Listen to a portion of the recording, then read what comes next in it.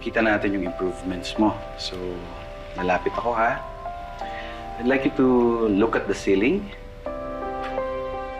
Then look down. Then look to your right. And look to your left. Try to grip this pen kung kaya.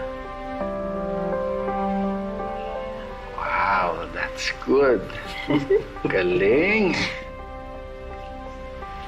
Konti na lang.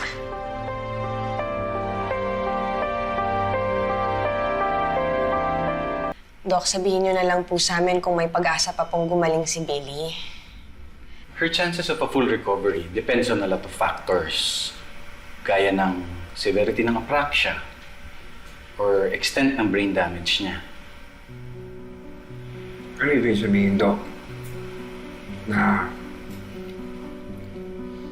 hindi na makakabalik sa normal yung anak ko? Hindi po, sir. Sa katunayan, may mga cases na nagkaroon ng full recovery ang ibang mga pasyente na may apraxia. Kung magkakaroon ng early intervention and consistent, high-quality rehabilitation therapy, mas mag-i-improve ang chances of recovery ni Billy. Importante rin na strong support system. Pati na rin ang motivation ng pasyente na mag-undergo ng therapy para bumuti ang lagay niya.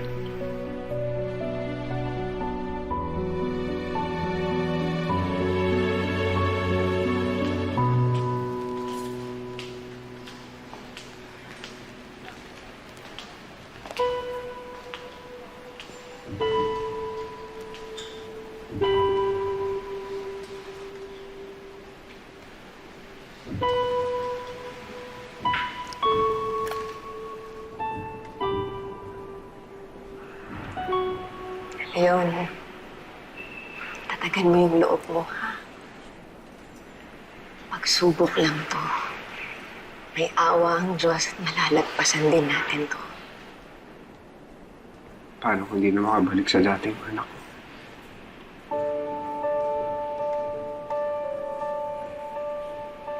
Kasalanan ko ang lahat.